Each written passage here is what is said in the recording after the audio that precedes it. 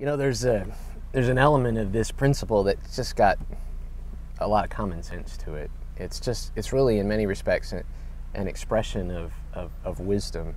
If you look at what the scripture has to say about some of these things, like being quick to listen and slow to speak and slow to become angry, we find that in the Proverbs, man, that stuff's talked about over and over and over again. And in fact, if I look at what the Proverbs have to say, I made some notes about that. Proverbs 10:19 says, when words are many, sin is not absent, but he who holds his tongue is wise. It's that quick to listen thing, slow to speak. Proverbs 14:29, a patient man has great understanding, but a quick-tempered man displays folly.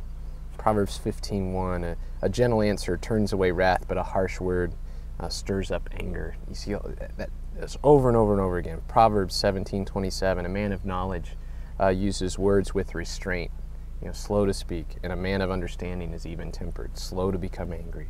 Proverbs 29:20, you see a man who speaks in haste, there's more hope for a fool than there is for him. The word just tells us that there's just an element of wisdom to that. I mean, that when people are quick to speak and quick to get angry, it doesn't help the relationships and community with other people. That there's just a wisdom to this that we ought to observe, and the Word tells us it's that. But the Word tells us also there's something more to it.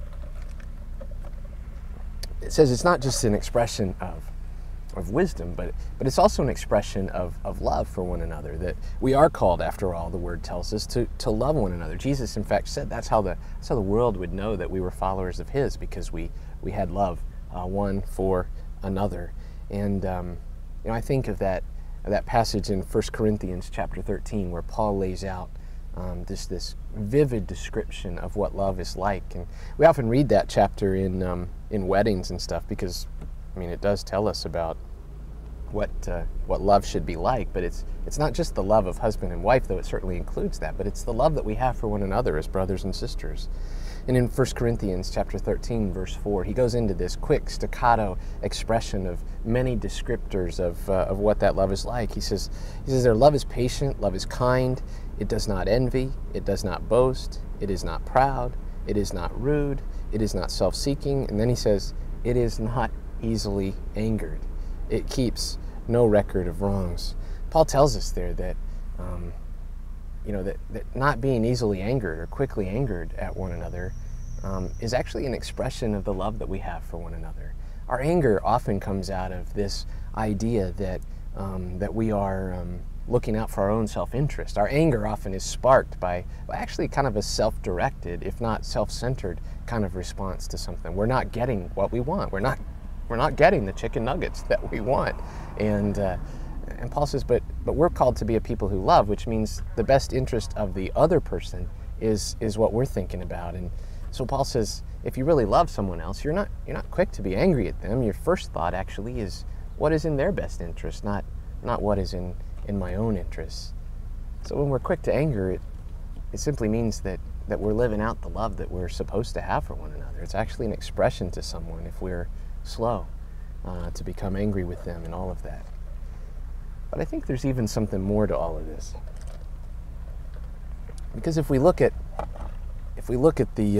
what the Bible has to say about what God is like, and we look at what the Bible has to say about God's character, we find out that this principle that is being described here in James chapter 1 is actually calling us to a godly way of life. It's calling us to live life that is truly an expression of God's character, not only as one who loves others, but as one who is just like this, who is slow to be angry at things. In fact, there's this interesting portrait of God throughout all of Scripture that describes God as someone who is slow to anger. And it's not just in one place, it's over and over and over again, particularly in the Old Testament. We read, for example, what the Old Testament has to say in Exodus 34, verse 6.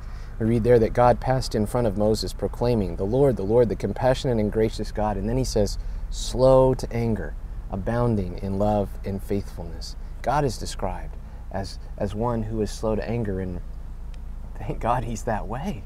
If God were quick to anger, there wouldn't be any of us around. That's for sure, given his holiness.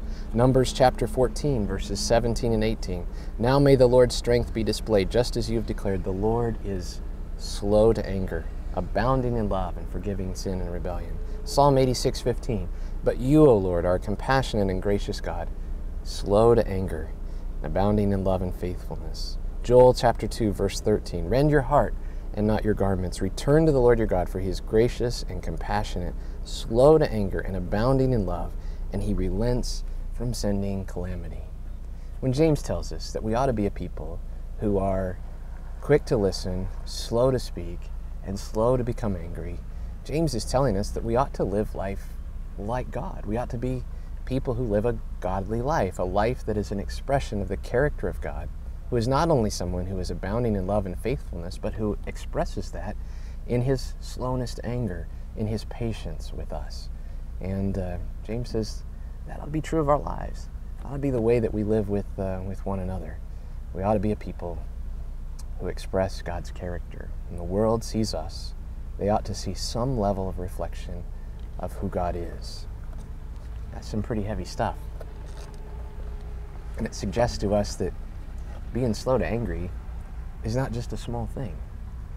It's actually a whole lot bigger than we thought.